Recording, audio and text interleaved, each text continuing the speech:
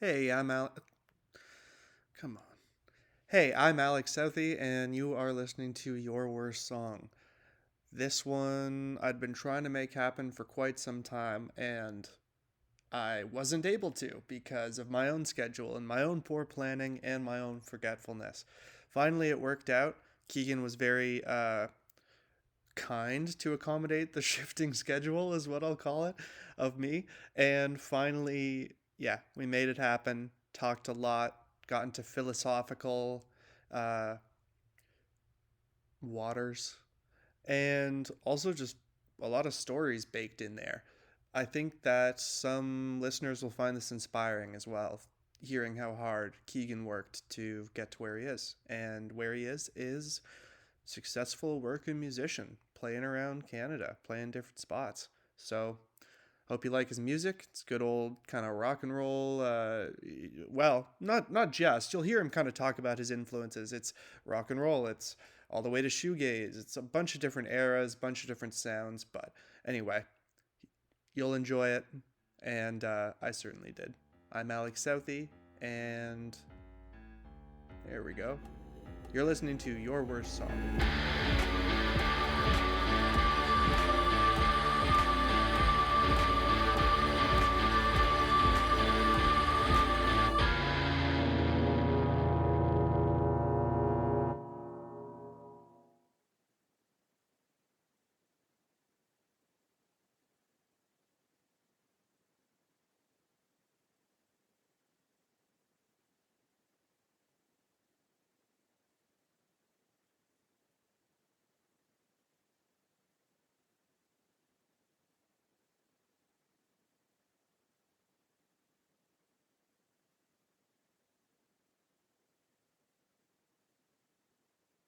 There he is.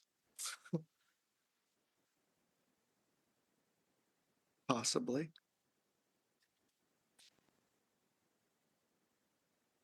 I have to unmute. Oh, I hear you. You can hear me now? I can hear you. Can you see me? I cannot see you. Does that matter? It doesn't really matter, no, because it's not going out as video anyway. So it's just Dude, I'm so sorry, man. Fuck, no, it's okay. So if you're good to do it like this, then it's good with me. I'm good. I'm good. How are you doing, bud? Good, good. Yeah. Well, what have you been up to today, other than dealing with Zoom? Uh, well, today, um, I'm having my seventh cup of coffee, I'm pretty close to doing the same thing. I don't know what number this is, so there you go. and I ate a muffin. Okay. Pretty, pretty And wild day to start. it's been one of those days. It's kind of like a coffee and a muffin kind of day. Are those days when you feel like they're ripe to write, or do you never like to write on those days? Well, if there's a coffee and a muffin in my day, that's the main priority. Okay, gotcha. There's no songs being thought about, or it's just kind of like let's refill the pot as many times as we can. Let's eat as many muffins as we can. Let's max out the credit cards, you know. Fantastic. Yeah, that sounds like a good day. And generally after that, you have something to write about. uh, well, yeah, I would want to thank you for coming on. Sorry, it's been a bit of like, email tag or phone tag or whatever as well. Oh no, don't be sorry. Don't be sorry. It's all good. Uh, but it left me a lot of time to think about you and your music and stuff like that and what you've been doing, which is pretty interesting. And looking up different things like, okay, you have different bios depending on where I look and stuff. So Right, right. that's always fun. But maybe more generally, I just want to start out. You are Canadian, but where are you from? Where were you initially based?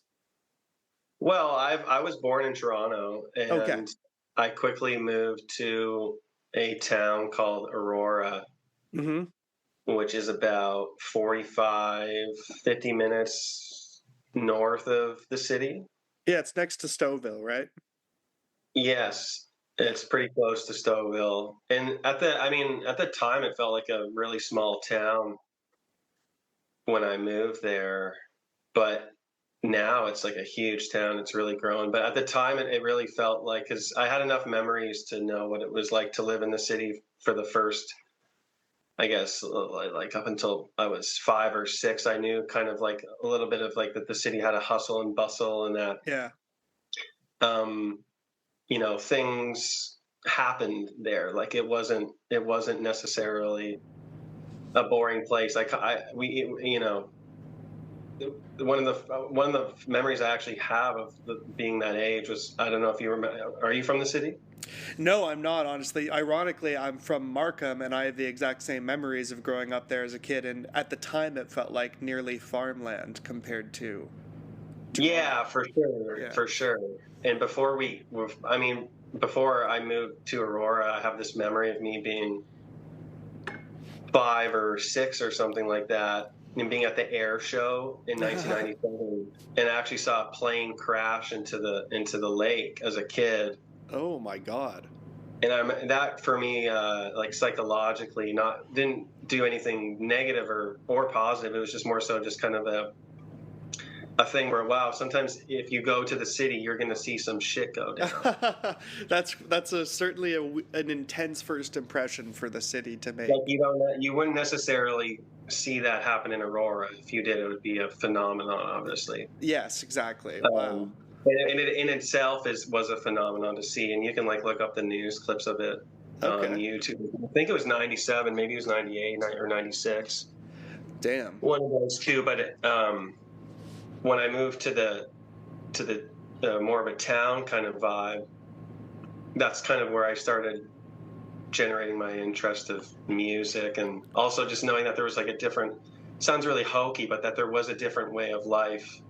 And I really only learned that in hindsight as I left the town and went back to the city, that, oh wow, you were living in a very particular way, which Hmm. for a songwriter is actually kind of like it's a really beautiful place to be, I think, the suburbs, because you get this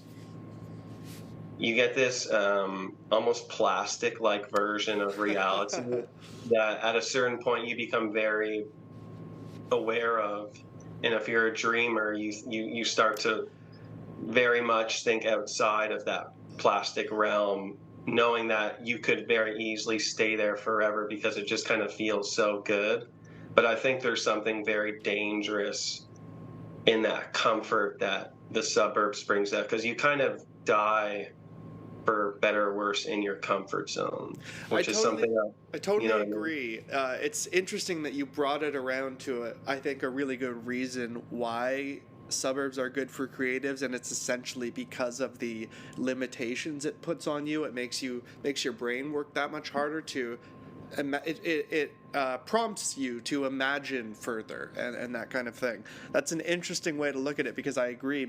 Most people stop short of thinking that and just think, oh, it's this plastic place that kills creativity and imagination. Although, of course, that's not the case, because I feel like the suburbs have always kind of been like, since they became a thing, let's say 80s, 90s, 2000s onward, that was like a classic sound of like, oh, that's coming out of the suburbs, or they're complaining about the suburbs, you know? Right. Yeah. Did that ever factor into your writing? Which aspect? What I would almost, not that you play this, but I associate it with almost like a pop punk early 2000s thing of complaining about living in the suburbs. Oh, I see. Well, yeah, that's funny. I certainly grew up on that music. A lot of that music I've come back around to, and realized that probably very similar to how grunge at the time. If you were, I was born in 1992, so I didn't live through that era. I was born in 93, so I'm sure we've had a similar touch There you points. go. Yeah. And I'm sure at the time when all this great stuff was going down, it was being heavily criticized on a street level, beyond it being praised. Like there were, you just kind of know that there were people who lived through the 60s who thought they saw the greatest shit of all time. And then all of a sudden, this kind of new school of bands comes in with this new set of values. Mm-hmm.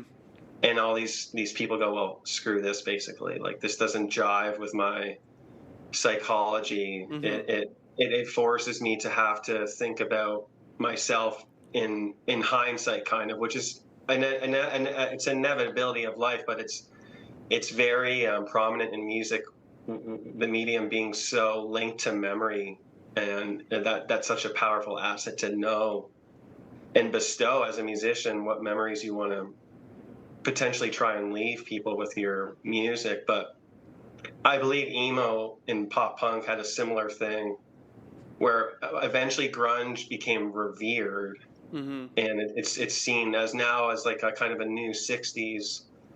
But it took a lot of hindsight and I guess for the dust to clear historically for people to link things, because if you look at a Warped Tour festival and say 2000, anywhere from 2003 to 2006, and my first Warped Tour was probably 2006. It completely changed my life, for the best. It's just like I couldn't believe that there was that many kids compelled and possessed by music that potentially couldn't play the guitar. Which sounds like a really silly thing to say, but as someone who, I probably got a guitar in my hands for the first time when I was 11 years old, and I just thought everyone kind of played the guitar at first. Right, you assumed that, oh, okay, if you like music enough to go and freak out at this festival and freak out over the music, no doubt you'd also be trying music. And then you went there and you were shocked that very few people did that second thing. They were content to just enjoy. Is that what you're saying? Yeah, a little bit, which is beautiful, and It is. I've always been jealous of people who can literally go to a concert and not go, oh, that was nice. They went from like the A to the G to the D to like the E sharp. Totally. Or be envious of what the band is doing, to an Yeah, just extent. like that naivete is something I envy, only in the guise of the music industry. That's why I like to do things that I'm bad at, a lot these days, because I feel like my whole life revolves around trying to be the greatest thing I can do and be at all times. And if I go skating at the rink, I kind of look like the guy in Mighty Ducks who can't stop. It's like it's a real good feeling to know that, oh, like, you suck at this. Okay, so you're saying although you put all of the talent you have and hard work towards music, outside of that, it's important for you to try new things like skating, or not even new, but things that you just know you're not that good at because it. I don't know quite how to describe what you're saying, but I agree. It sort of takes you out of that mode of just thinking you have to be great at everything all of the time. It Yeah, takes the absolutely. pressure off weirdly. Yeah, absolutely. And I'm trying to employ a bunch of that into that type of thinking, and way of priming your thinking into my music these days. And how is that? How? Well, going back to like the emo and pop punk thing, I was saying I've come back around to some of the records that I fell in love with. Like when I was 11 or 12, that was when I really discovered that scene online, because we're the generation that like grew up on the internet, like from a very young age for the first time. Like there wasn't a generation like that. You could argue some of Gen X got in there beforehand, and I'm sure there is plausible arguments there, but I would further argue that our generation was really the most susceptible to that, not in a bad or good way, just the fact that I was in grade probably 5 on these sites like purevolume.com Mm, and absolutepunk.net and ultimateguitar.com. Like of I course. would write tabs for ultimateguitar.com because I always just had a knack for learning things by ear. So I would tabulate, American Idiot or like the starting line, or Oh my God, good for you. That's such a generous thing for you to do. it was also just a great. I mean, going back to being in the suburbs, and Yeah. you have a bright green lawn, a sunny day, no money, and an internet connection. It's what are you going to do? Are you going to listen to your favorite records and learn how to do what they did? And then, it was just kind of like a fun hobby, honestly. No, I Um, know exactly what you're saying because I feel like I was never better at guitar, at like actually soloing and being technically good at guitar than I was in high school because that's when you just Yeah. have the time to. What else are you doing? You know? Yeah. No, that's wow. You're making a But I think compelling argument.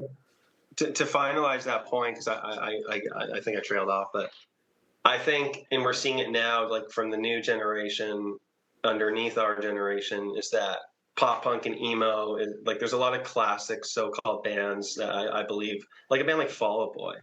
Like I don't necessarily love all of their songs, but it's amazing how big they got in hindsight. And same with a band like My Chemical Romance, Mm-hmm.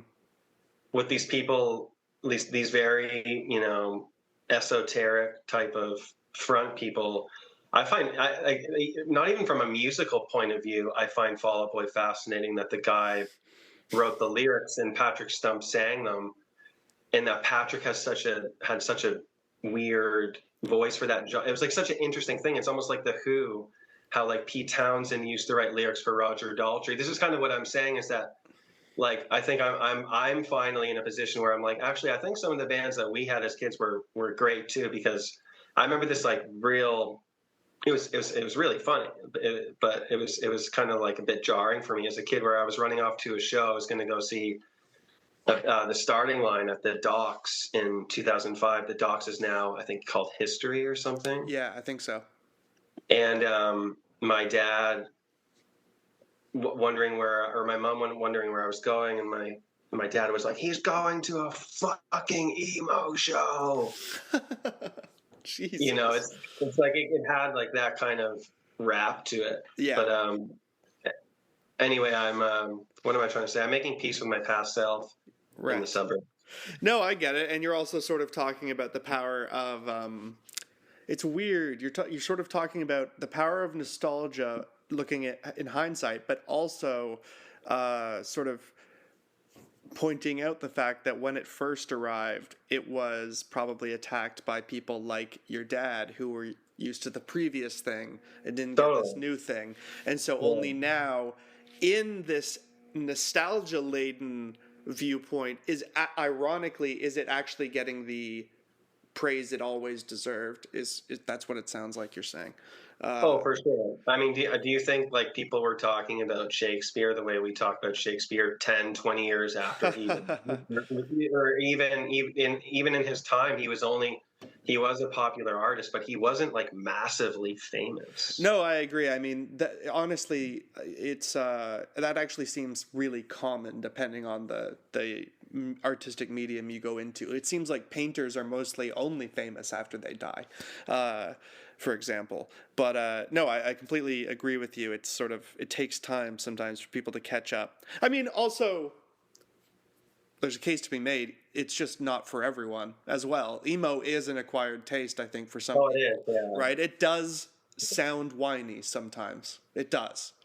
Well, there was something about it though that I just something. There's just something. Wow, man, picking up my words. But there was something about what they were putting out on to the CD, I'll say, Mhm. that just hit the heartstrings of a lot of suburban kids. I And I I agree was with you. one of them. And it also had that kind of Velvet Underground effect where you would listen to these bands, and a lot of them were honestly local. And some of the local bands were great. But you would listen to these bands and you're like, fuck man, if this guy can do it, like I can do it. Which I Oh, think is a really powerful effect, because that's not usually always the case. Often, a lot of the time, the things that look the most simple are actually the hardest things to do. Um, and you kind of get hit with a bit of a jarring realization that, oh, I've got to put in time if I want to get great at this. Like I need to sacrifice maybe going to college, or I need to sacrifice maybe going out every night, or I need to sacrifice, really what it is a sacrifice of time, you so know. no, I do know, yeah, and I think you're completely right. And Velvet Underground is a perfect example of what you're talking about. I'm curious what you have sacrificed to. Yeah. That's an interesting question, but Uh, well, I remember being, I've always, for better or worse, known that I've wanted to be this this person who just worked on his songs and music unabashedly whenever he felt like it. Mm-hmm. And having jobs like being a dishwasher, because I was a dishwasher for a long time, which I think is the best job to have if you're an artist, because it really proves and will show you to yourself how much you care about it. Because Especially it's when such a you're throwing. menial, thankless job that if you're willing to do that to support your art, that you must care. Well, there's that. And there's also the fact that you have a lot of alone time, so you can actually do a lot of work on your songs. Right. There's actually a song on my second EP I put out in 2019 called "Lonesome and Blue" that was written in the dish pit. It just came to me, like the whole thing just like came to me. I told my buddy, like, just watch the dish pit for a second. I got to do a quick voice memo, Oh, wow. and the whole thing was just there. I thought it was a great moment in the dish pit. No, that's awesome. So where did you work as a dishwasher? This restaurant called Union in Toronto on Ossington, and another great reason why that particular job was great is because lots of prominent musicians would come in from the scene. I don't necessarily want to say anyone, but No, sure, don't. But yeah, what that makes me curious about is, okay, if you said to me you were a server and prominent musicians come in, then that makes me think, okay, you can network. How do you do it as a dishwasher? that's amazing. Compliments to the dishwasher, and then they ask to see you. I'll answer the question in this way, Sure. kind of in a backhanded way. I remember taking out the garbage at the end of one, and this thing was just filled to the fucking brim, like it was heavy. And I took it out, and the bag tore a little bit, and you had to walk out through the back patio to get to where you had to put the garbage in, and oftentimes there were people who would sit there. And this one night, this one band who, if I told you their name, you'd be like, "Oh yes, that band from my childhood." Okay. I'm not going to say the name. Sure. I'm walking by this guy, the lead singer, and he looks at the bag that's ripped and has garbage kind of visible, and he goes, "That's absolutely disgusting." And I was like it just stung in this way where it was like this guy thinks he's better than me, and he probably was better than me in that moment. But that's kind of what I'm saying about being a dishwasher, or probably working construction. I've worked construction a bit too. I mean, these jobs are incredibly thankless, like you're saying. Yeah. I mean, especially construction. I did construction for no such time as 6 years that I did in kitchens, but I mean, these people are building buildings. They're getting paid well, but like, how often have you stopped a construction worker and said, "Dude, thank you for building this building"? Yeah, this beam looks amazing, man. Thank you. No, I completely agree with you. It is thankless. I would actually argue dishwashers probably get more thanks, but they get less money. I say that I also actually worked for a few years as a dishwasher, and I agree with everything you're saying. I liked the one really good thing about it, and yeah, it's a tough job, is like you're saying, you have a lot of time to just think, which helps your artistic pursuits. I also met a lot of geniuses in kitchens like that, like people who I'm like, I can't believe we met like that. Like, I can't believe that you're cooking food and you also have this other talent. Like, I met a lot of people like that. Give me an And example of a talent that stuck out. Like I'm sure you met musicians, but give me one where you were like, "Whoa, a sculptor! Why aren't you doing museums or something like that?" I can think of like 5 people right off the bat. I'm trying to say a bunch so I don't leave anyone out. But my former collaborator and sometimes collaborator, Mitch Clark, he Mm-hmm. played drums in my band for quite a while. I mean, he's a fabulous musician. My friend Andy Friesen, who's a graphic designer, the Mm. guy is amazing at doing visuals. He's done tons of work for me. My buddy Keegan Powell, who's in a band called Opiongo. I mean, he's such an interesting artist, has such an interesting voice. All these people. I've actually played on a bill with him. He's a really nice guy. Yeah, he's a wonderful guy. Yeah. But so all those people are just like very, very talented, and we're just kind of, in a point in their lives where they were like at a stepping stone. We all kind of met at that point. And physically, was that point Union? Like that's where they all worked? Yeah. Oh, wow. Yeah. How about that? Yeah. Yeah.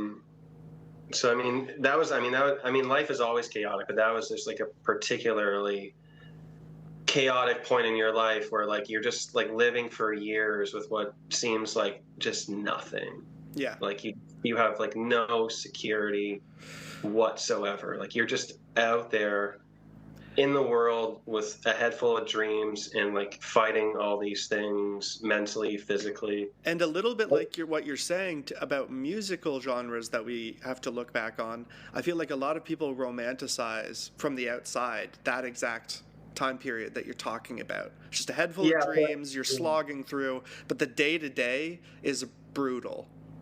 well, one of the best moments of this band's career so far has been because when I was in that time and I would just wake up like really kind of down and depressed and trying to figure out how the fuck am I going to get out of this cycle.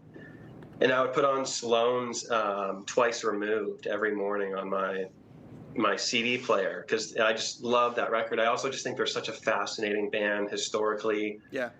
And their whole story just I got obsessed with like probably like 10 plus years ago because I go deep on bands that I get into and kind of get just weirdly obsessed with the research and honestly things that almost have nothing to do with the music.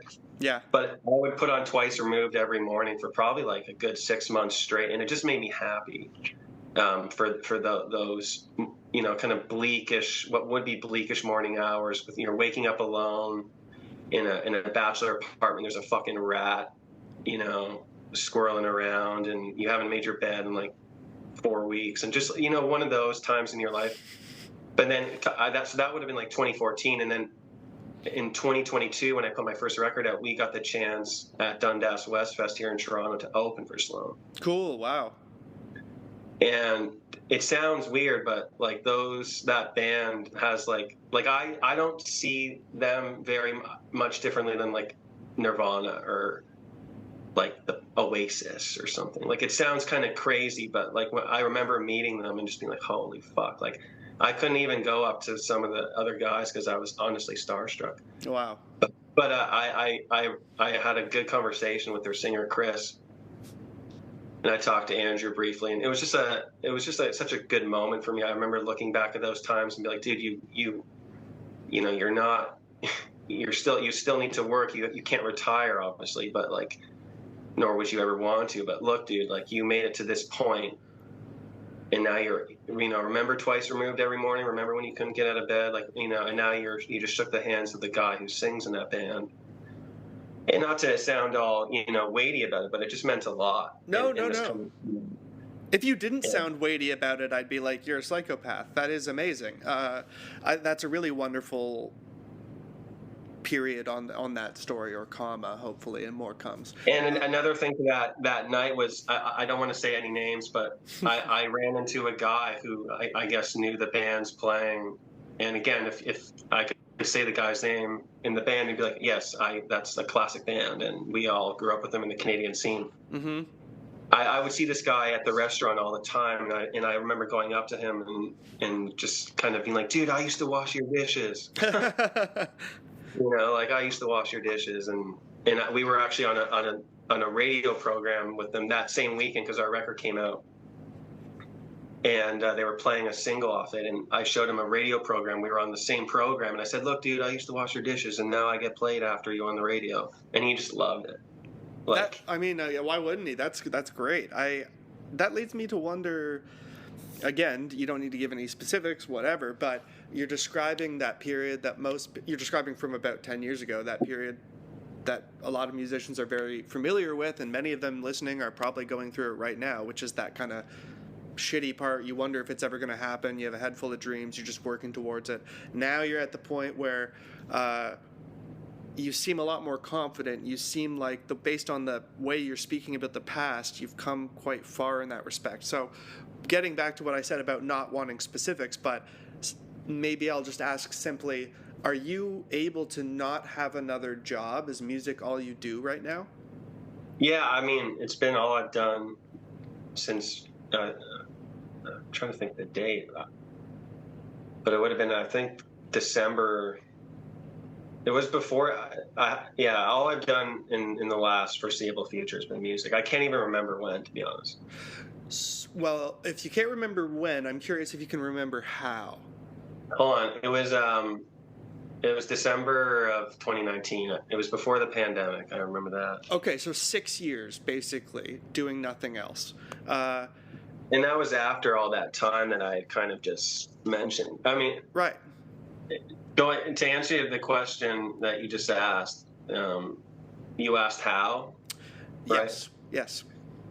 Well, I came to this head in around 2018 where my band that I had all through that time that I thought was going to kind of be my band forever. Because the thing with me, I'm a kind of a person of extremes. I'm either talking to you kind of in the way I am now, which is like almost like stoic and about music, and I love to talk about music, so I get naturally a bit serious about it. Mm-hmm. Or I'm like my alter ego, which my partner would say, I'm Joey. I'm like this like other guy, like who probably isn't even like thinking about. Well, I'm kind of always thinking about music, but I would just be speaking in a different way. Speaking about music is like speaking about religion or something. Like it just had there's just like a natural weightiness to it that it's hard to not. It's so sacred to me. And Right. it's completely transformed my life in the same way that I'm sure like someone would talk about Christianity, be like Christianity has transformed my life. And when you talk, that's why you have to be careful about, I guess, who you talk to religion about too, because you just never know. But I came to this head with my band that I thought was going to be my band forever, and a relationship I had of like 7 or 8 years ended in the same month. And I again, it was I thought I couldn't have anything less, and then I got less and less. Oh God. But it was, I realized in hindsight, again, it took hindsight, that when I had like -10, it's actually the best place to start from, because you get all these proverbial firecrackers up your ass, and you kind of get this voice in your head that goes, well, what now, dude? Because you can sink lower, but you're going to start disappearing soon if you do. Like, Yeah. not only from other people, but from yourself. You're not going to recognize yourself. So I took all the money I had, and I moved to Los Angeles for 2.5 months. I took 3 grand Canadian and lived in this Airbnb on Melrose Street, Melrose and Kilkea, which was kind of nostalgic for me, because in 2013, when I was kind of missing a chunk of the story here, but Okay. in 2013, I had done a record in Los Angeles with a band called Teenage Kicks, and we worked with this guy called Alan Johannes, who was in Queens of the Stone Age. Cool. Yeah, I recognize that name. Well, he's a wonderful guy, and still one of the best guitar players I've ever seen play in person. Just insane. And so I had wonderful memories of Los Angeles from being about 20 years old when that happened. And at that time, I thought, oh, okay, I'm about to play the Molson Amphitheater now for the rest of my life. Like, it really felt like that, and everyone was really banking on that band, personally and from business-wise. But again, it was such a great thing that happened, and that it didn't happen, and that it creates a further lust for your supposed desire for music, and you realize, so this isn't supposed, it's actual. This is a very real feeling. I'm going to work through this. So anyway, I was living in this Airbnb in 2018 for like $10 a day. My neighbor in this Airbnb, because it was so cheap, so you would get like the house would change people like every day. You would get like 10 new people every day. Okay, wow. And I just stayed there the longest. I was like the longest guy to stay there. And there was like she had like a whole compound in the back. Like she made these tents for, it was like a communist fucking camp or something.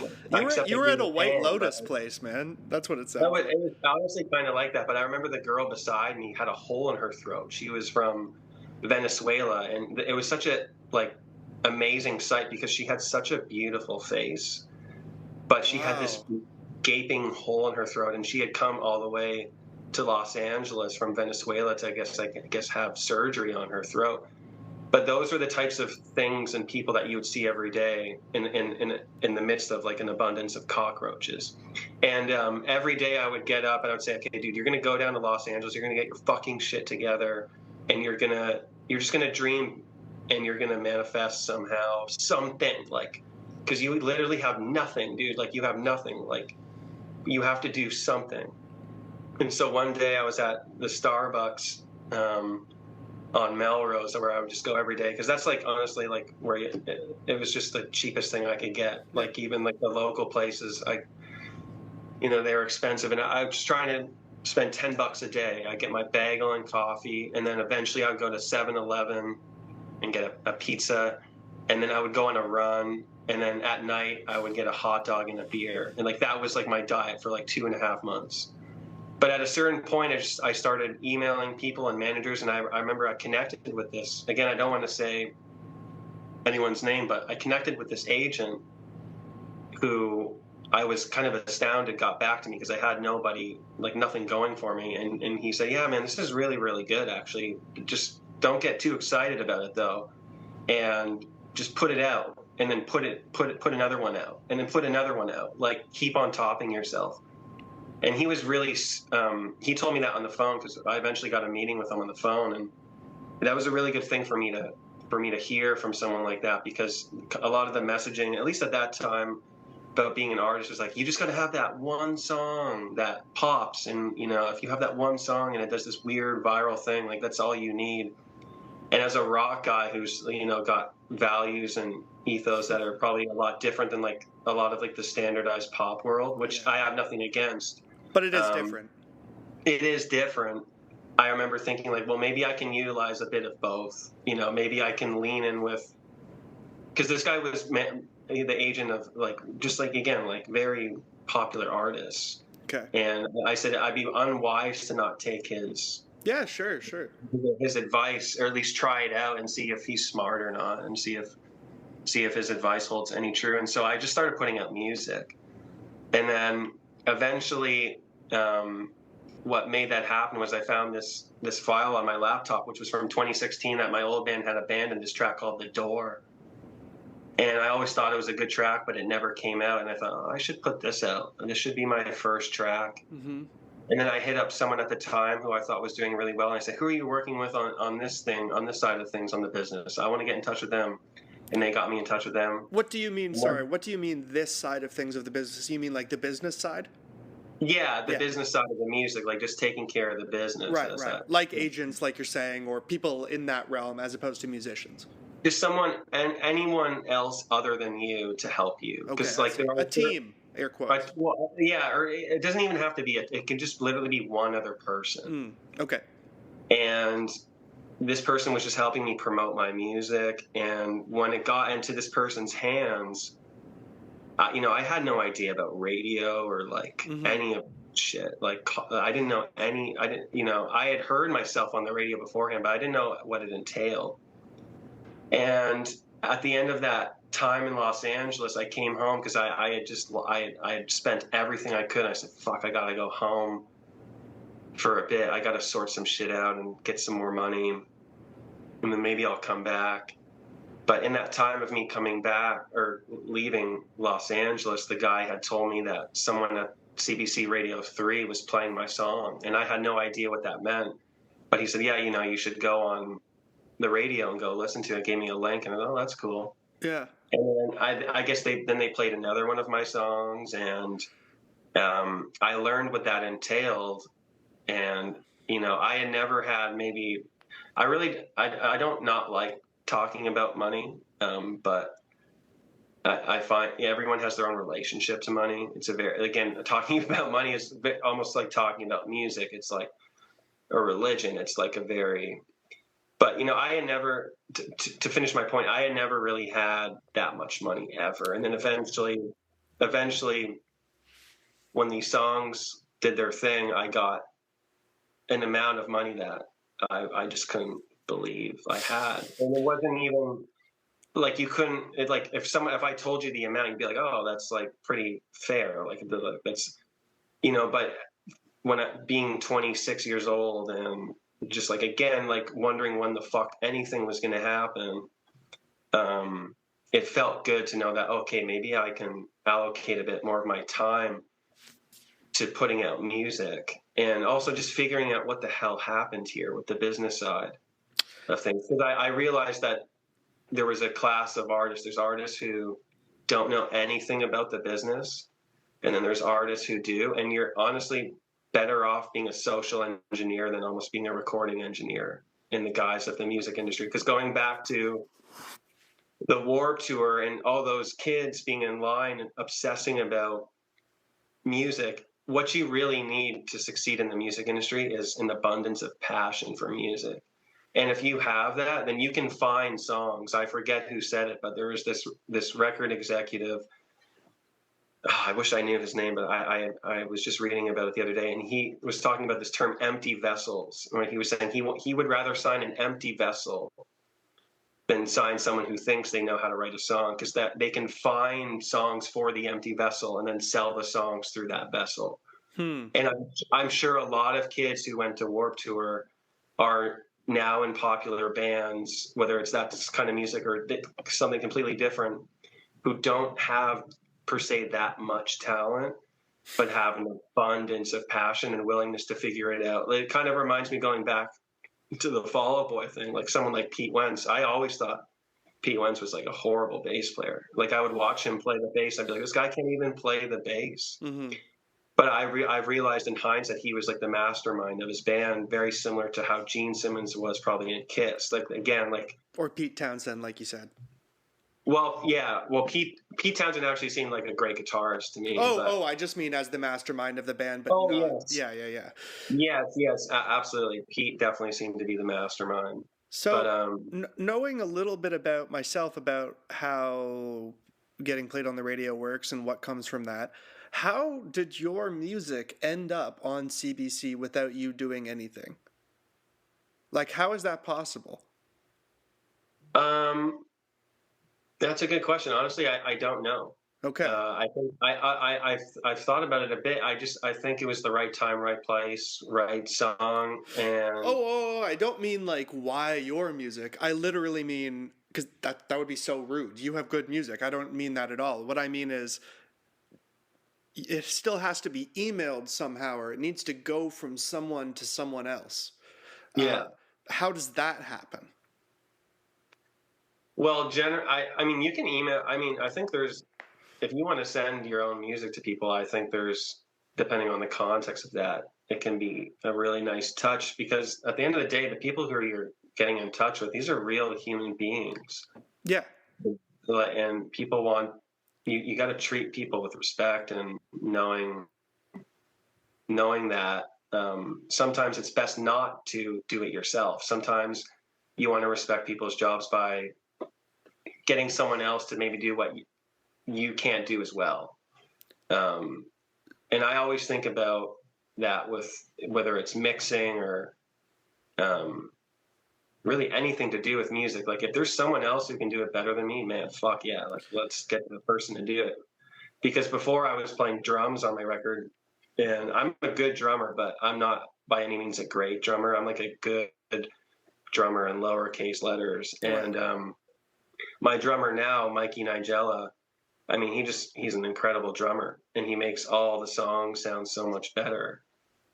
So, you know, the same thing goes with the business. It's like sometimes you just got to stay out of it. Like we live in a role-playing society as it is. You can play in any role you really want to in this society. Like we don't really have jobs anymore. It seemed like before you had a job and you did one thing, and those still exist, but particularly in the arts, if you're an artist, you're not just an artist. You're doing so many things, and you have so many roles that it's just kind of common sense at a certain point to delineate those if you can.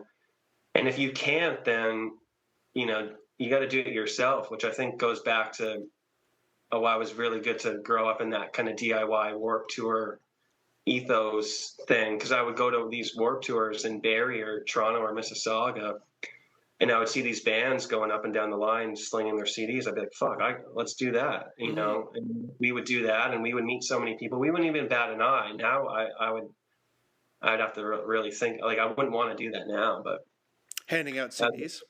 Well, society is just a bit different. It Yeah, seems of like. course. That specifically. Yeah, yeah, yeah. I guess the only reason I was pushing on how you got in touch with radio people is because I want, sometimes this podcast can serve as a learning opportunity for people who are listening. So I think what you're saying is essentially sometimes it's good to come from you and you submit your own music to these places, and other times it actually is nice to, if you can, find somebody else, whether it's a peer or somebody who's willing to back up your music, to be the one, to be the bridge or the middleman, for lack of a better phrase, to be the one to submit that music. Absolutely. Okay. Yeah. And Yeah. and I think the only thing that we haven't said is there is like a general email you can email for CBC Music. So that's all I wanted to know is how that happened. So I guess maybe it was that way. It was Because also a bit of luck too. Like I said, like I didn't know anything about I didn't know anything about anything that I do now. You know what I of mean? course, of course, it was the luck of you don't. Yeah, yeah, I get what you're saying completely. With now you have know so much more about how it works. It's just like people learn by doing. And so once you start doing it, Absolutely. you learn a little more. And that's why it's good to start out. That's even taking your drumming, for example. That's even why it's good that you have a working knowledge of the drums and you could make like a blueprint probably of, hey, there you go, the camera worked. Yeah. And you could probably make like a blueprint of what you wanted the drums to mostly sound like, but then you bring in Right. your current drummer and they can pull it off a lot better or, that kind of thing. Oh yeah, for sure. Yeah, a lot of it is also just leading up to all that shit that happened is like I probably spent, you know, I don't know how many hours in the studio just like tearing my hair up, being like, I thought it was going to sound better than that. No one can hear this. There's so much of that. So I say, 20,000 hours and then like 30 seconds of luck is kind of the thing that like that seems to be like the equation or something. But to get to that point, and again, like I'm just a working class artist. I kind of see myself like a plumber or something, man.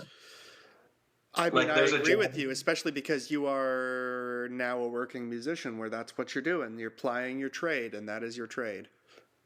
Yeah, I like part of me thinks that like I was saying to you that music is this absolutely sacred and divine thing. Which, if you think about it as an ephemeral thing, as a source, it absolutely is.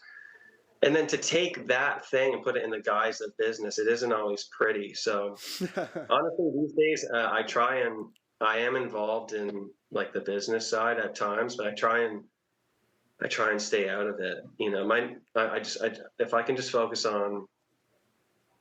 I can focus on the music as much as possible, then that's the ticket out, because if I didn't have that song on that laptop to eventually send to someone at radio to start to get it played, there's so many hours that went into just that thing. Mm-hmm. So I'm always thinking about that really the only thing that matters is that if you think you're getting better or not. And sometimes business has to do with that, sometimes not. But yeah, full stop on this point, you do have to take care of business if you're going to be in the guise of the music business. Right, and it's And either you if you doing don't, it or it's your yeah, team. it's Like either you, you or someone else, and it's just an inevitability. We live in a capitalistic world. I don't know what to tell anyone. Like, but I always see capitalism as this very. I see it kind of like Star Wars, where it's like, if you're a Jedi Knight, as you say you are, and someone hands you the blueprint to the Death Star, what are you gonna do with it? You gonna study it and learn how to blow that shit up from the inside out? Or are you gonna look at the blueprint and be like, I can't touch this? Like, no, I'm gonna study that shit inside and out so I can infiltrate it, get in and out, and be better for it. Like, I'm gonna utilize this world for my advantage. And if music is going to be my axe to hold to do that, I think it's a pretty powerful axe. I wouldn't necessarily bank on it, and like I was saying, like figure skating or something, yeah. because that would just be a disaster. But with me and a guitar, that's where I have the most confidence to do so. And so, if you're not gonna take care of the business, then don't complain about it. That's the thing I can't stand about musicians is how much they complain. It's like No one's asking you to do it. The greatest joy that you should have is the will to manifest something from the ephemeral world into the physical world, and you go, my God, look at this thing I just did. And obviously, it's a cherry on top if someone goes, man, I should play this on my program, or I should play this on whatever the hell it is on my playlist, or I should add this, I should go see them at a show. It's like, I'm in it for the long run. I just want to have kind of a steady trajectory. I want to play music. I want to play shows. I want to do I want to do a record every year till the day I die. And I don't think that's a big deal. Like, if it's just one song, if it's an EP, if it's a full length, it's no big deal. I'd rather go out like Willie Nelson than Kurt Cobain. So if that's the trajectory I'm trying to ride, then I don't feel a lot of at least I try to dismiss a lot of the inborn anxiety we seem to all have as not even just artists these days, but people constantly worrying about things. And I really try and only think about what I can control, the thing in between my 2 ears. And it's very hard to do at times because we live in a very noisy world, which is highly opinionated. But like that, there's a great quote, tell the world what you intend to do, but show it first. And I tend to think of that quote when it comes to my music. Let's just show people what I'm up to. Let's not tell them all the time. Yeah, I think that's a good point, and I think you're and I've been guilty of this. You're right. Musicians complain a lot. I think that there are valid reasons. There are valid complaints about the current state of the music industry, but you aren't wrong. There's a lot of complaining. I think it just comes from background. I come from a single parent family. My mom at certain points for a good chunk of our childhood when we were living in Aurora seemed to have 3 jobs. I never heard her complain once. So it's like, if you're strumming a G chord in a C and you're complaining that why am I not opening up for fucking, I don't know who, I don't know. I just have a hard time believing that, I was going to say John Lennon, but John Lennon actually seemed to complain a lot. I'm complaining right now, which is ironic. That's the thing about complainers, is that you'll complain about them. Yeah. There's no way out of that one. There's no way out. There's no way out. But at the end of the day, I do have for artists who want to be understood. I have empathy for artists who want to be understood. Of course, we all want to be understood. But sometimes to be misunderstood is not the worst thing either. Because truth is so abstract these days that someone could misunderstand you, but that could be their truth.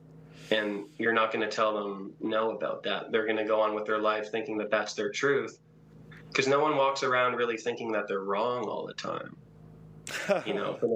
For the most part, everyone kind of believes they're right. And that's fine. That's fine. I think it's an interesting thing you're talking about, because you're sort of saying, I think, musicians should be in it for the love of the game. And I agree with you. But also, I'm speaking to you and you've got ambition and you've become bigger and bigger. But you're also saying you shouldn't care about wanting to play for bigger and bigger people. Yeah, it's a very interesting type of psychology to juggle. It reminds me of a quote I heard the other day, where this person was talking about abandoning the left hemisphere of their brain and purely only using the right hemisphere of their brain to navigate through life. And that's kind of what I'm saying, is that if I can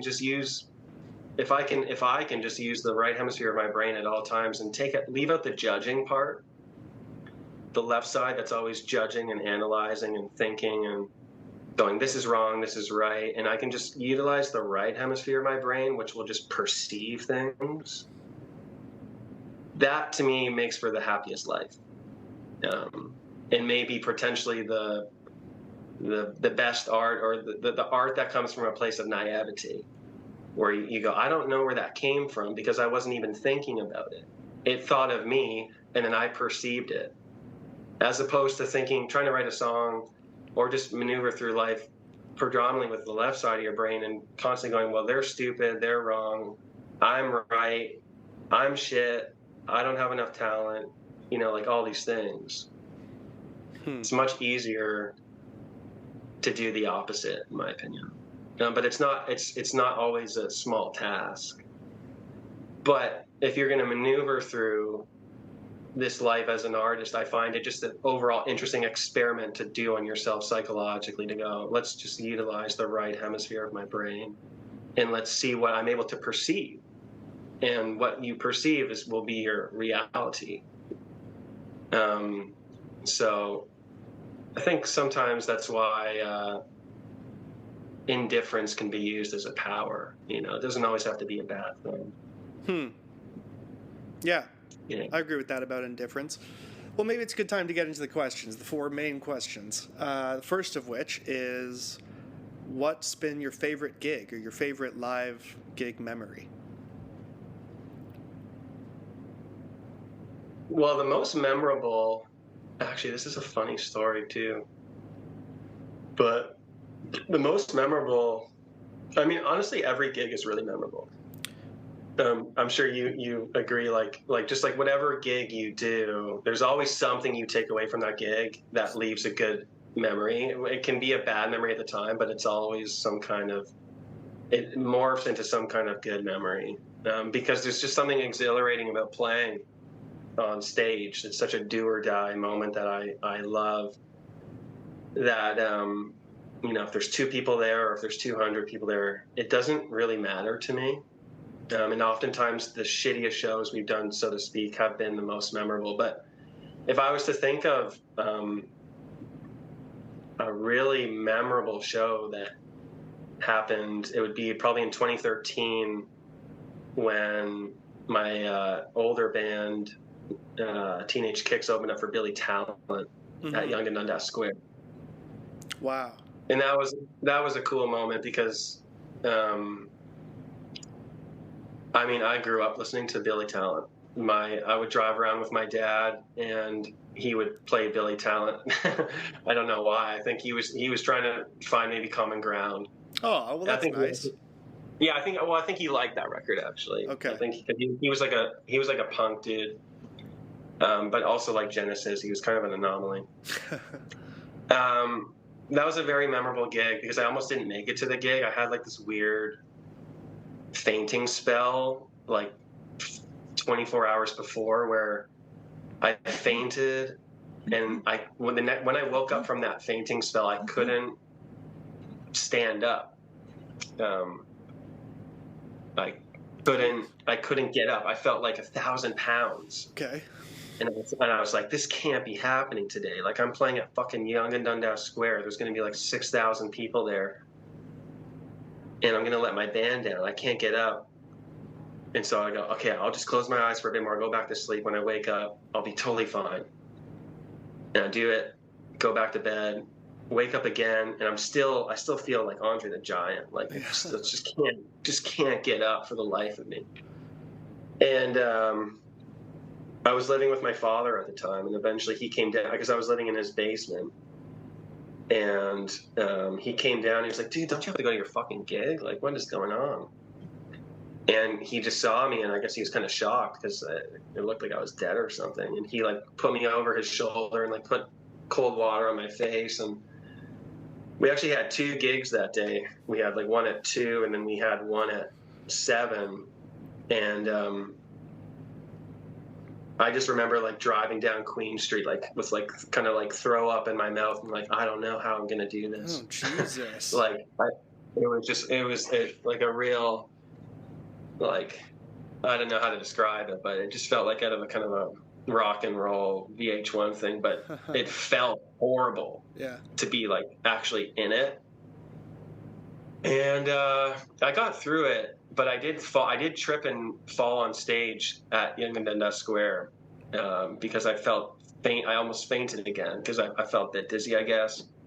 And there's a video of it somewhere. Jeez. On YouTube where our singer Peter like picks me up and he goes, "Give it up for Keegan. He was unconscious 12 hours ago." Or something like that.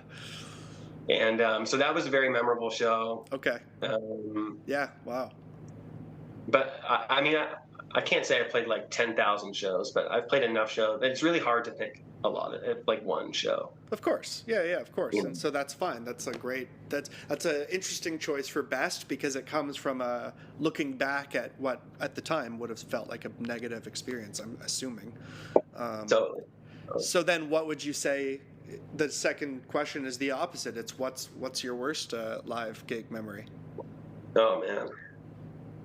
The first one that came to mind when I saw the prompts Yeah. for this, where it was in Charlottetown Oh, okay. in PEI, and we were playing.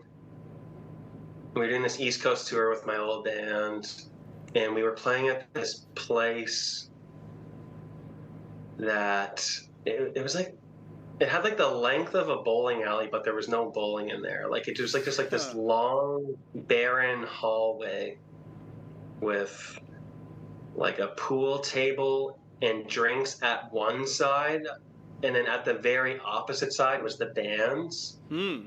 and the stage.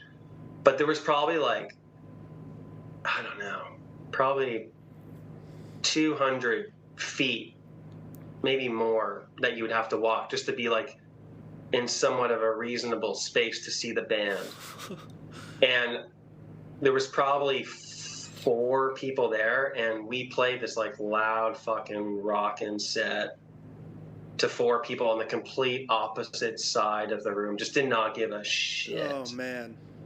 Like they just like nothing mattered to them. They couldn't be.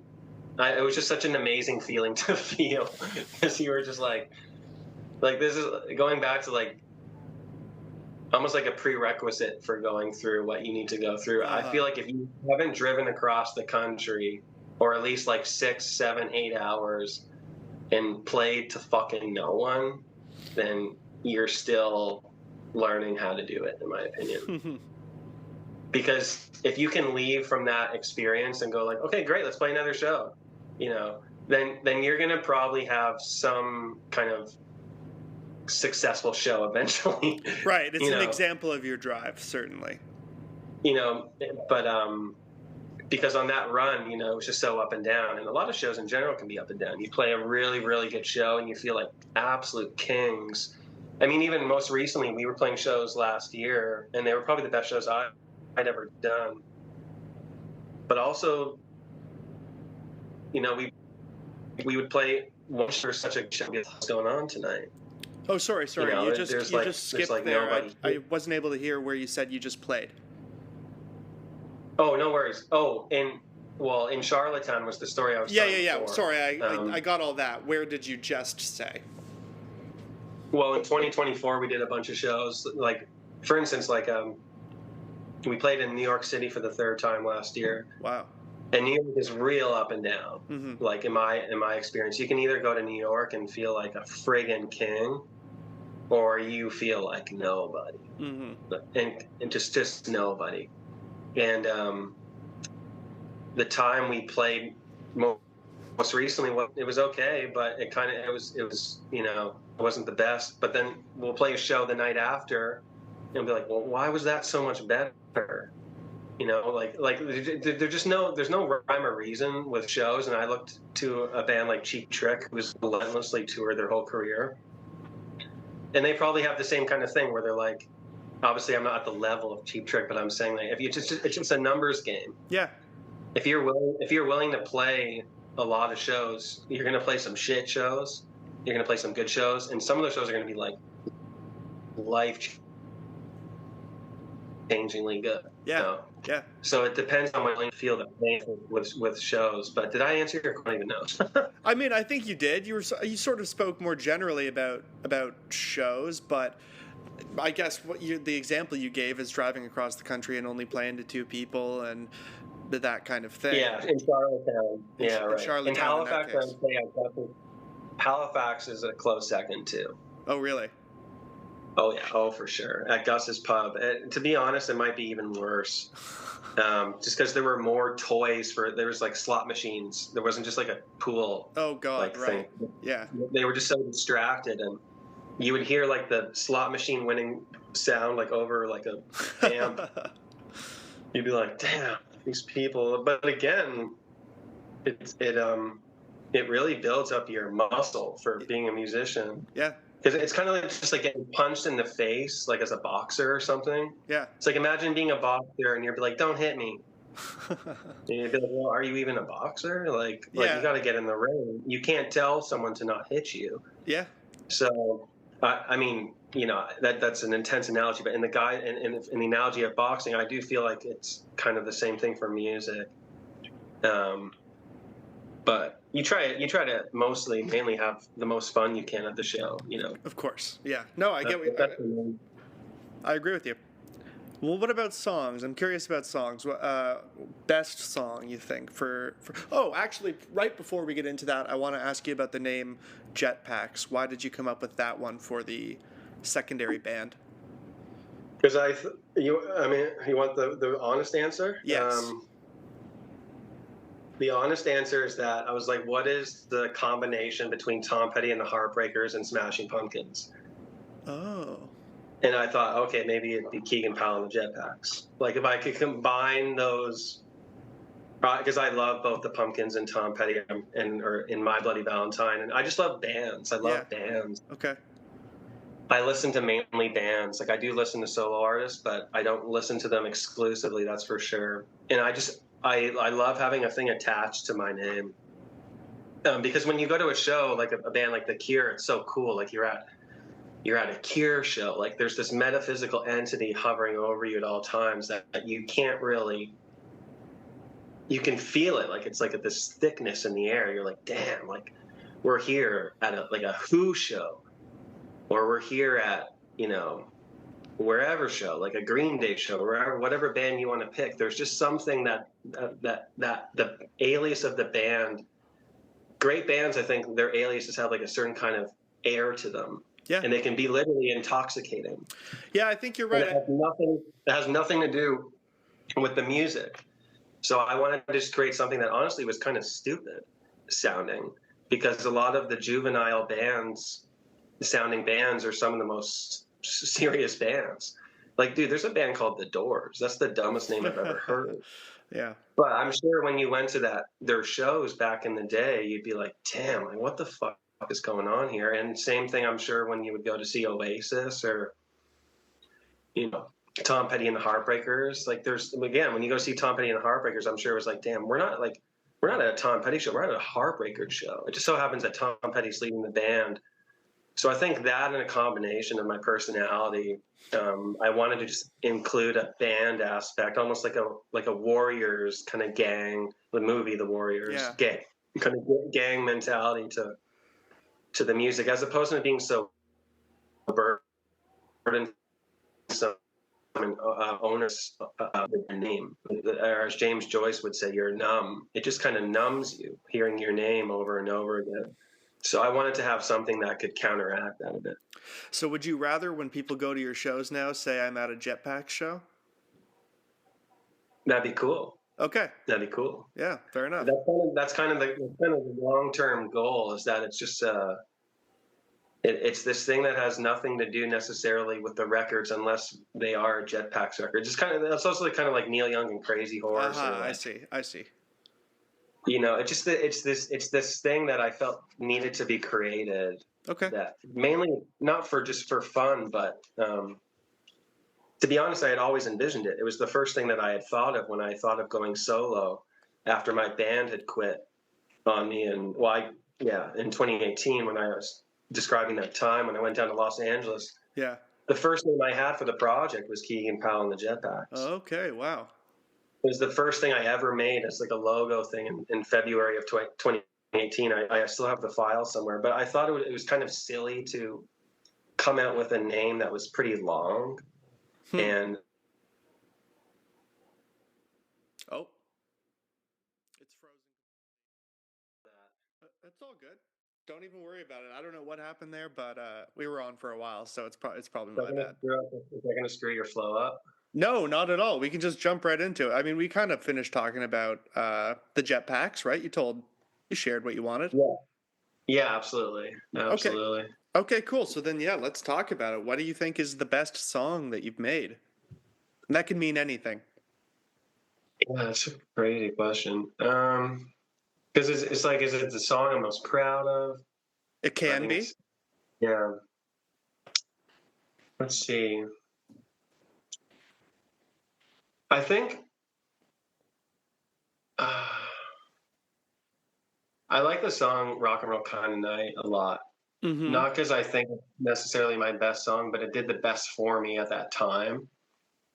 Like that's the thing. Sometimes you have songs that you're like, I don't necessarily know if this is my best song, but I'm gonna put it out and see what happens. And then something happens with you, you're like, oh, I wasn't expecting that, and then it kind of changes how you view the song in hindsight. Totally. I will say, when I wrote "Rock and Roll Kind of Night," I was writing a lot of kind of like shoegaze type songs with like basically like mumbling, you know, weird words with reverb and shit like that, which I still love. Yeah.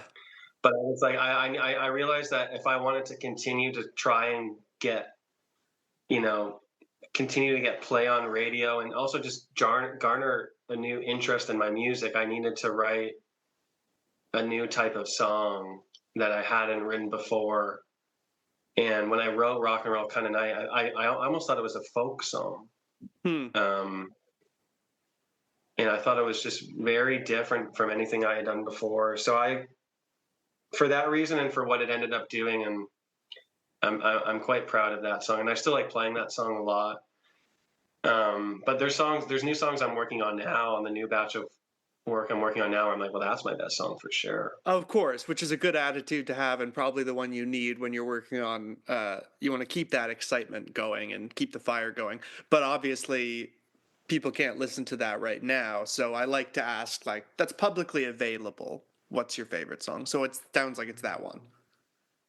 Well, and there's also, yeah, it's tough. Like, not to sound like try to pick two, but there's also a song I have called "Hang at My House" that I hear from people like, "Oh, I love that your song, Hang at My House," and I never thought that that was my best song. I always thought it was a good song when I wrote it, but I'm surprised to hear that people like that song. So I would say the backhanded answer to the question is that sometimes my favorite song ends up being other people's favorite songs. No, I really like that way of putting it. I think that makes a lot of sense. And that's, I actually just, on the 50th episode, I decided to turn the mic on me and I answered these questions. And that was one of my, that was the way I kind of found my answer too. It was like, this seems to have connected with a lot of people. I guess it's this one from a certain perspective, you know? Yeah, yeah. You never know. You never know, man. So it's like And that's a joy. That's I fun. try it. Yeah, yeah. I mean, any kind of connection you can have with someone with your song is, I don't take it for granted at all. Yeah. And as well as we usually close our show with a song called "Beginning of Life," which we just put out a live version of that our band does on the road, and we always close with that song. And a lot of the reason why we decided to put that song out is because people would go, "I love that Hmm. song you guys do at the end. Like, that song you guys do at the end is amazing." And I go, "Wow, you like that one? Like the one where no singing comes in till 4 minutes and like 15 seconds?" Like I wasn't expecting that. But then I've always loved playing that song, but I never thought that it would maybe be someone's favorite song of mine. So I go, fuck it, let's do a version of that. And now that listening to that recording, it makes like it's hard. That'd be a hard one to compete with "Rock and Roll Kind of Night" in my mind, because artistically, I think it's probably the best thing I've ever actually done on record. Okay. In that it shows my more exploratory nature, which I love. If I could just do songs like that all day long, I probably would. But I also, as much as I love Kevin Shields, I also love Tom Petty and Towns Van Zandt. Yeah. So I'm always in my mind trying to get these two people together. A lot of like the Jetpacks ideology when it started in 2018 was like, how would the Tom Petty and the Heartbreakers sound if Kevin Shields came in and played guitar in their band? Ha ha ha. Or vice versa. How would Tom Petty sound if he came into My Bloody Valentine and with Yeah. his Telecast Yeah. and did his thing? Like that to me is like that's where I'm always priming my mind. It's not just always those bands, but Of course. for those reasons, it's hard to pick my favorite song because there's a lot of variety out there with the Of course. tunes, and You, some people love that, and some people don't like that. Like if you like a band like the Ramones, you're not getting much variety, but you know yes. what you're getting. Yes. Same with AC/DC, Yeah. you know, same with Green Day, kind of, and there's a power to that. Yeah. But for me, you could also argue Jackson Pollock was like that, Yeah, in that's a very good point in painting. Yeah. But and I think there's no shame in having a trademark. I think it's really important to identify your trademarks. But I do think in music, it's possible to have a handful at most of trademarks that people can go, that's what that person does, and that's also what that person does, and Yeah. perhaps that's also what that person does too. Like it could be a couple of things. So if I'm just being open and honest, I'm really trying to overreach my abilities and talent by creating this kind of world musically where it feels more like a sphere and less like the Autobahn or something. I understand. Okay, well, let's get to the worst. What do you think is the worst? Again, that term is open to interpretation. Yeah, I was thinking about this, and I often think the worst, what could be quantified as the worst, is not necessarily the worst song, but the worst recording. Okay. Because you can have what you thought was a really good song, and then the recording just turns out so not what you envisioned. And just so I And know before you get into it, by recording, do you literally mean the quality of the recording, or do you mean the mixing, what you decided to add to the song, etc.? kind of like the whole shebang, like just like the Okay, whole way, yes. because oftentimes how things are built were at least were built up in some of my production on record for the first one or two was we would start with the acoustic guitar, and even if it was a rock song, we would still start with an acoustic and almost use it as like a drum and have that be the first layer, and then we would maybe do the drums like second or third after the bass, Yeah. and then do the guitars over those drums. um, and that works really well sometimes, and sometimes that does not work. And oftentimes I've put out 40 songs, but I've probably recorded close to, I don't know, probably close to like 100. Like I haven't put out everything Yeah, sure. that I've recorded. You know what I mean? And there's probably more than that, to be honest. But just in the studio, probably close to that. Objectively bad song. It's tough because you don't. Well, there It's. is no I would objective say bad song necessarily, right? So that's why it's open to interpretation. I would say probably the first song I ever put out under this project called "Practicing Zen." You can't even. I mean, you can probably find it, but it's not easy to find, and that's by no mistake. Well, Um, this has got to be able to be found. That's the one thing. I want people to be able to well, I think listen you can to it. find it. I think you can find it. I think it's on YouTube still. Okay. But just the recording is fucking crazy. It's like totally like blown out digitally, and Uh-huh. again, when I put it out, I was like, well, this is kind of shitty sounding, but like I was listening to what that agent was saying, who was working with bands who are, I It's couldn't like believe how just big. put it out. Just put it out. Yeah. Like if you're somewhat stoked on it, just put it out. And I think the really good thing with putting stuff out is that it's almost like it puts you in this very vulnerable position where you constantly want to redefine yourself, especially in the digital age. Hmm. I feel like maybe in pre-digital age where we were living more in the physical world, that was less the case psychologically for an artist. The need to constantly redefine yourself. Obviously, you saw artists who did do that, but the ones there were more oftentimes artists who did not do that, and I think that's Yeah. why record cycles were more leisurely back in the day. They were like 2, 3, 4, 5 years. It's very rare. Like you'll get an artist and like they're putting out a record like 7, 8 years later that it's often. I mean, obviously people take breaks, but it seems if Yeah. you're in the thick of it, you're trying to put out as much shit as possible. And that's kind of where my mind is at. It's conceptual. Is that I'm just going to put shit out, and if people like it, great. If they don't, that's like if they hate it, like that's even better. Like you just want to have some kind of a reaction as opposed to trying to appease everyone. That's why I put out an instrumental song on A side on this new release. It's like you're either gonna really find something about this enticing, or you're gonna listen to this and be like, I don't understand this, and that's fine, you know. It's definitely divisive to do something like that, but it definitely gives you some data on what people like, what people are willing to follow you into. Well, and in my mind too, because I can see where it's going, you know. Well, of So to me, course, it's you just like, have yeah. You have the full context. you know, but to answer your question, it'd be the first song I ever put out, just because it was so poorly recorded and the lyrical content was kind of trite. Um, you Okay. know, just like And so what was it called? it's called Practicing Zen, which I Practicing think is a good Zen, right. title. Right. Yeah. Yes, you said that. Okay. Okay, well, I'm excited for people to hear that. Thank you very much for Um, coming on the podcast. And what people do at the end of the podcast, I just have them reiterate what their name is, what the band name is, and what the worst song name is. Sure. So I'm Keegan Powell. My band is Keegan Powell, and sometimes Keegan Powell and the Jetpacks. And my worst song is Practicing Zen.